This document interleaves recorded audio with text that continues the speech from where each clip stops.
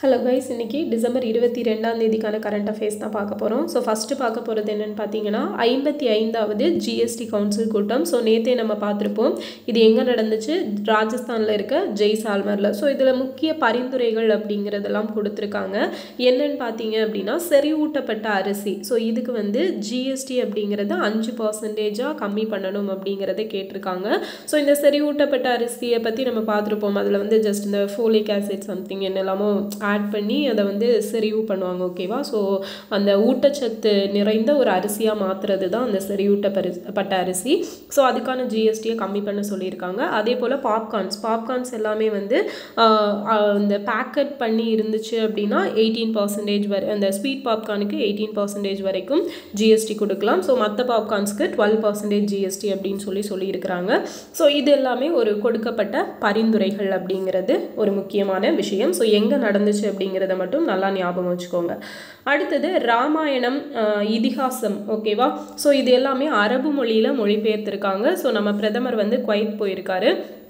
அங்கே கூட அவங்களுக்கு இன்றைக்கி வந்து குவைத் நாட்டோட உயரிய விருது அப்படிங்கிறது கொடுக்கப்பட்டிருக்குது அப்படிங்கிறதெல்லாம் நியூஸில் பார்த்துருப்பீங்க.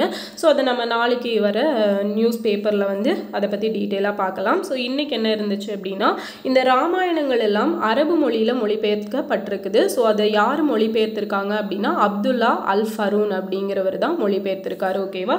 ஸோ இது இம்பார்ட்டண்ட்டானது. ஏன்னு பார்த்தீங்க அப்படின்னா அவங்க அங்கே வந்து இப்போ இது வரைக்கும் இந்த மாதிரியெல்லாம் பண்ணதில்லை. ஸோ அந்த மாதிரி பண்ணியிருக்காங்க. அதனால இம்பார்ட்டண்ட் ஒன்று.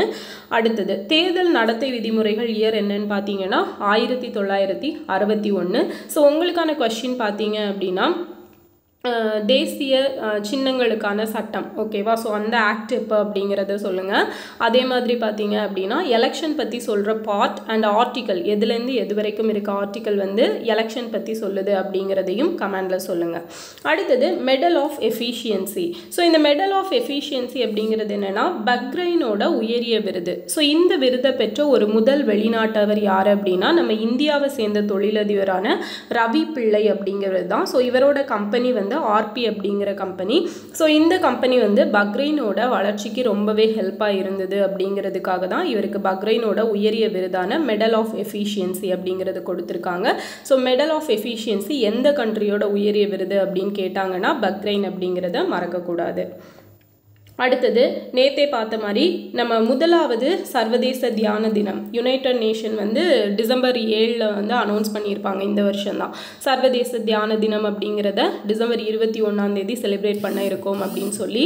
ஸோ என்னன்னு பார்த்தீங்க அப்படின்னா நம்ம வந்து ஜூன் 21 வந்து சர்வதேச யோகா தினமாக சொல்லியிருப்பாங்க. ஸோ அது என்னென்னா கோடை சங்கராந்தி அப்படின்னு சொல்லுவாங்க. ஸோ இது வந்து டிசம்பர் 21 வசந்த கால சங்கராந்தி. ஸோ இந்த டைமில் என்ன ஆகும் அப்படின்னா அந்த சன்னோட பொசிஷனை பொறுத்து, ஸோ அந்த சன்னோட பொசிஷன் அப்படிங்கிறது வந்து ஒரு குறிப்பிட்ட இதில் வந்து இருக்கும். ஸோ அந்த டைமில் இந்த யோகா தியானம் எல்லாம் பண்ணால் ஹெல்த்துக்கு ரொம்ப நல்லது அப்படிங்கிறதுக்காக தான் இதை வந்து சர்வதேச யோகா தினம் சர்வதேச தியான தினம் அப்படின்னு சொல்லி இந்த 2 டேவையுமே வச்சுருக்காங்க. ஸோ யுனைடெட் நேஷன் அப்படிங்கிறதோட ஹெட் குவார்ட்டர்ஸ் எங்கே இருக்குதுன்னு பார்த்தீங்கன்னா நியூயார்க்கில் இருக்குது. ஓகேவா? ஸோ யூஎன் அப்படிங்கிறத எப்போ எஸ்டாப்ளிஷ் பண்ணியிருப்பாங்க அப்படிங்கிறது தெரிஞ்சால் கமெண்டில் சொல்லுங்கள். சர்வதேச யோகா தினம் நம்ம இந்தியா தான் யூஎனில் வந்து பரிந்துரை பண்ணியிருப்பாங்க. ஸோ எந்த இயர்லேருந்து செலிப்ரேட் பண்ணுறோம் அப்படின்னா 2014 இருந்து. ஓகே. அடுத்தது யுனைடெட் நேஷன் சர்வதேச நீதி கவுன்சிலோட தலைவராக யாரை நியமனம் பண்ணியிருக்காங்கன்னா நம்ம இந்தியாவோட சுப்ரீம் கோர்ட்டோட முன்னாள் நீதிபதியான மதன் பி லோகூர் அப்படிங்கிறவரை நியமனம் பண்ணியிருக்காங்க. ஸோ இவர் வந்து பார்த்தீங்கன்னா 2009 ஆக்சுவலாக ஸோ இவர் மதன் பி லோகூர் அப்படிங்கிறவர் 2012 நம்ம சுப்ரீம் கோர்ட்டோட நீதிபதியாக நியமிக்கப்பட்டிருப்பார். அதுக்கப்புறம் 2019 ஃபிஜி நாட்டோட சுப்ரீம் கோர்ட் ஜட்ஜாக வந்து நியமிக்கப்பட்டிருப்பார். ஓகேவா? ஸோ மற்றொரு நாட்டின் நீதிபதியாக நியமிக்கப்பட்ட முதல் இந்திய நீதிபதி யார் அப்படின்னா இந்த மதன் பி லோகூர் அப்படிங்கிறது தான். ஸோ இதேவே கொஸ்டினாக கேட்குறதுக்கான சான்சஸ் இருக்குது. மேபி இவரை பற்றி வந்து ஸ்டேட்மெண்ட் கொஸ்டினாகவும் கேட்பாங்க. ஓகே. ஸோ இவரை பற்றி தெரிஞ்சுக்கோங்க. மதன் பி லோகூர் அப்படிங்கிற. அடுத்தது 2 ஆண்டுகளில் இந்திய வனப்பகுதி 1445 ஸ்கொயர் கிலோமீட்டர்ஸ் அதிகரிப்பு அப்படின்னு சொல்லி ஒரு ஆர்டிக்கல் கொடுத்துருந்தாங்க தினமணியில். ஸோ 2021லேருந்து 23 இந்த வருஷத்துக்கு இடைப்பட்ட ஆண்டுகள். ஸோ இதில் வந்து வனப்பகுதி மரங்களின் பரப்பளவெல்லாம் எவ்வளவு இன்க்ரீஸ் ஆயிருக்கு அப்படிங்கிறத கொடுத்துருக்காங்க. ஸோ மத்திய அரசோட இந்திய வன ஆய்வு நிறுவனம் வந்து காடுகளோட பரப்பளவை 1987 இருந்தும் மரங்களின் பரப்பளவை 2001 இருந்தும் கால்குலேட் பண்ணிட்டு இருக்காங்க.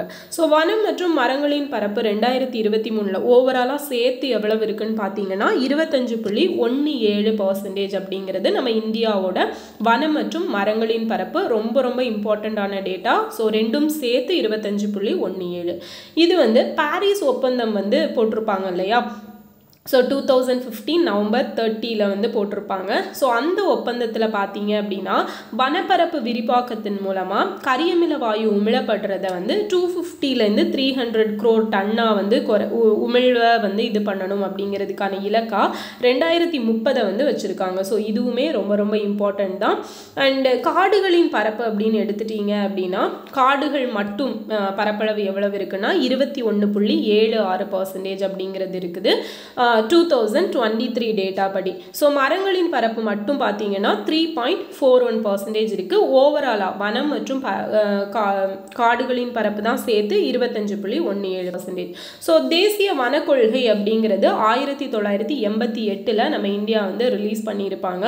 அதன்படி நம்ம தேசத்தோட வனப்பரப்பு எவ்வளோ பர்சன்டேஜாக இருக்கணும் அப்படின்னா 33% இருக்கணும். ஆனால் இப்போ தான் நம்ம 21.76% எட்டியிருக்கோம். ஓகே.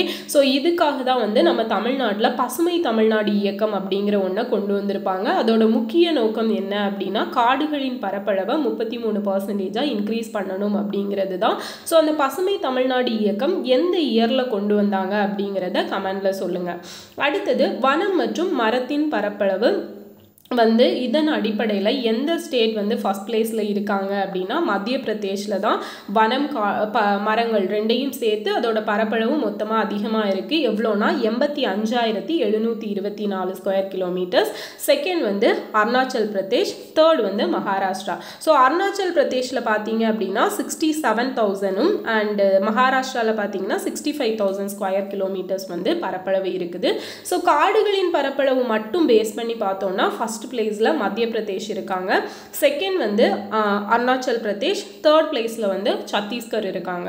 ஓகே. ஸோ புவியியல் பரப்போட ஒப்பிட்டு காடுகளின் பரப்பளவு அந்த இப்போ ஒரு ஸ்டேட் இருக்குது இல்லை யூனியன் டெரிட்டரி இருக்குது அப்படின்னா அதோட மொத்த புவியியல் பரப்பு இருக்கும் இல்லையா. ஸோ அதை பேஸ் பண்ணி காடுகளின் பரப்பு அதுக்கேற்ற மாதிரி எந்த இதில் அதிகமாக இருக்குன்னு பார்த்தீங்கன்னா ஃபர்ஸ்ட் பிளேஸில் லக்ஷதீப் இருக்குது, செகண்ட் வந்து மிசோரம், தேர்ட் வந்து அந்தமான் நிக்கோபார். ஸோ இது ரெண்டுமே வந்து நமக்கு யூனியன் டெரிட்டரிஸ். ஸோ லக்ஷதீப் அப்படிங்கிறது எடுத்துட்டீங்க அப்படின்னா நமக்கு அரபிக்கடலில் இருக்கக்கூடியது and Andaman Nicobar bay of பெங்காலில் இருக்கக்கூடியது. ஸோ லக்ஷதீப், அமினிகாய் தீவு, இதுக்கு வந்து மினிகாய் அண்ட் அமினி தீவுகள் இதோட பேர் தான் லக்ஷதீப்னு சொல்லி 1973 சேஞ்ச் பண்ணியிருப்பாங்க இல்லையா. ஸோ அந்தமான் நிக்கோபார் அப்படின்னு பார்த்துட்டோம் அப்படின்னா அதுவும் ஒரு முக்கியமான யூனியன் டெரிட்டரி. ஸோ அதை பற்றியும் நம்ம நிறைய படிச்சிருப்போம். ஸோ செகண்ட் பிளேஸில் மிசோரம் இருக்காங்க. ஓகே. ஸோ இதுதான் வந்து அந்த டேட்டா. ஓகே. ரொம்ப முக்கியமானது. ஒவ்வொரு டேட்டாவும் ரொம்ப ரொம்ப இம்பார்ட்டன்ட். ஸோ குரூப் 2 மெயின்ஸுக்கு ப்ரிப்பேர் பண்ணுறீங்க டிஸ்கிரிப்டிவ் டைப் அப்படின்னா இந்த டேட்டாஸ் எல்லாம் உங்களுக்கு எக்ஸாமில் யூஸ் ஆகும். ஸோ நல்லா நோட் பண்ணிக்கோங்க. அடுத்தது சஹாயோக் காப் டேக் அப்படிங்கிறது. ஸோ இது என்னன்னு பார்த்தீங்கன்னா ஒரு கடற்படை பயிற்சி. இந்தியாவுக்கும் வியட்நாமுக்கும் இடையில நடக்கக்கூடிய ஒரு கடற்படை பயிற்சி. ஓகேவா. அடுத்தது வேர்ல்ட் பாக்ஸிங் கப் ஃபைனல்ஸ் 2025 யார் இதை நடத்த இருக்காங்கன்னா நம்ம இந்தியா தான். ஆல்ரெடி வந்து கொக்கோ பார்த்துருப்போம். ஸோ கொக்கோவுமே வந்து நம்ம இந்தியாவில் தான் நடக்க இருக்குது. அதே போல் பேராலிம்பிக் ரிலேட்டடான ஒரு மேட்ச். ஸோ அதுவுமே வந்து இந்தியாவில் தான் நடக்குது. ஓகே. அடுத்தது travel and tourism development index 2024. So இது வந்து யார் வெளியிடுறாங்க அப்படின்னா வேர்ல்டு எக்கனாமிக் ஃபோரம் தான் வெளியிடுறாங்க. இதில் இந்தியாவோட பிளேஸ் எத்தனாவது அப்படின்னா 39 பிளேஸில் இருக்காங்க. ஓவராலாக 119 கண்ட்ரீஸில் எடுத்த இண்டெக்ஸில் இந்தியா வந்து 39வது பிளேஸ். ஸோ லாஸ்ட் டைமை கம்பேர் பண்ணும்போது ரொம்ப அதிகமான முன்னேற்றம் வந்து நம்ம இந்தியா பெற்றிருக்கிறதா சொல்லியிருக்கிறாங்க. ஓகே, ஸோ இதுதான் வந்து இம்பார்ட்டண்டான டேட்டாஸ். அண்ட் இன்னொன்று பார்த்தீங்க அப்படின்னா இன்றைக்கி ஒரு டே அப்படிங்கிறது அதை நான் மிஸ் பண்ணிட்டேன். ஓகேவா, அது நாளைக்கு சேர்த்து கொடுக்குறேன். இப்போ ஜஸ்ட் நோட் பண்ணிக்கோங்க. டிசம்பர் 22 வந்து நம்ம மேத்தமெட்டிஷியன் டே இல்லையா? ஸோ கணித தினம் அப்படிங்கிறது. ஓகேவா, ஸோ அதையும் நோட் பண்ணிக்கோங்க. அதை பற்றி டீட்டெயிலாக நாளைக்கு நான் ரிட்டன் நோட்ஸாக கொடுக்குறேன். ஒரு ரீகேப் மட்டும் பார்த்துடலாமா? 55வது ஜிஎஸ்டி கவுன்சில் கூட்டம் ஸோ ராஜஸ்தான் ஜெய்சால்மரில் நடந்துச்சு. அதில் என்னென்ன பரிந்துரைகள் பண்ணியிருக்காங்க அப்படிங்கிறத பார்த்தோம். ராமாயணத்தை அரபு மொழியில் மொழிபெயர்த்திருக்கிறது யார் அப்படின்னா அப்துல்லா அல் ஃபரூன். தேர்தல் நடத்தை விதிமுறைகள் சட்டம் 1961. மெடல் ஆஃப் எஃபிஷியன்சி பக்ரைனோட உயரிய விருது யாருக்கு கொடுத்துருக்காங்கன்னா இந்திய தொழிலதிபரான ரவி பிள்ளை அவர்களுக்கு கொடுத்துருக்காங்க. யுனைடெட் நேஷனோட முதலாவது தியான தினம் டிசம்பர் 21 அடுத்தது யுனைடெட் நேஷனோட சர்வதேச நீதி கவுன்சில் தலைவராக நியமிக்கப்பட்டிருக்கிறவர் மதன் பி லோகூர் அப்படிங்கிறவர். அண்ட் இதில் இன்னொன்று சொல்ல மறந்துட்டேன். இந்த சர்வதேச நீதி கவுன்சிலில் வந்து மெம்பர்ஸ் ஆகட்டும் இல்லை தலைவர்கள் ஆகட்டும் யார் நியமிப்பாங்க அப்படின்னா சர்வதேச அளவில் ஒவ்வொரு கண்ட்ரீஸில் இருக்கக்கூடிய அந்த சுப்ரீம் கோர்ட்ஸ் இருக்கும் இல்லையா, அந்த கோர்ட்ஸில் இருக்கக்கூடிய ரிட்டையர்ட் ஜட்ஜஸ் அப்படிங்கிறவங்கள தான் இதோட தலைவராகவும் உறுப்பினராகவும் நியமிப்பாங்க. ஓகே, அடுத்தது 2 ஆண்டுகளில் இந்திய வனப்பகுதி 1445 ஸ்கொயர் கிலோமீட்டர்ஸ் உயர்ந்திருக்கு. ஸோ அதிகமான வனம் மற்றும் மரப்பரப்பு மத்திய பிரதேஷ் வச்சிருக்கு. காடுகளின் பரப்பும் மத்திய பிரதேஷில் தான் அதிகமாக இருக்குது. புவியியல் பரப்போட ஒப்பிட்டு காடுகளின் பரப்பை பார்க்கும்போது லக்ஷதீப்பில் அதிகமாக இருக்குது. சஹாயோக் ஹாப் டாக் அப்படிங்கிறது கடற்படை பயிற்சி இந்தியாவுக்கும் வியட்நாமுக்கும் இடையில நடக்கக்கூடியது. வேர்ல்ட் பாக்ஸிங் கப் ஃபைனல் 2025 யார் ஹோஸ்ட் பண்ணுறாங்க? India. Travel and tourism development index 2024 வந்து இந்தியா 39வது பிளேஸ் வந்து வாங்கியிருக்காங்க. ஓகேவா, ஸோ இதுதான் வந்து இன்னைக்கான கரண்ட் அஃபேர்ஸ். நிறைய இம்பார்ட்டன்ட் டேட்டாஸ் இருக்குது, நோட் பண்ணிக்கோங்க. அண்டு கேட்ட கொஸ்டின்ஸ்க்கெல்லாம் மறக்காமல் ஆன்சர் பண்ணிடுங்க. நெக்ஸ்ட் வீடியோவில் பார்க்கலாம். தேங்க்யூ.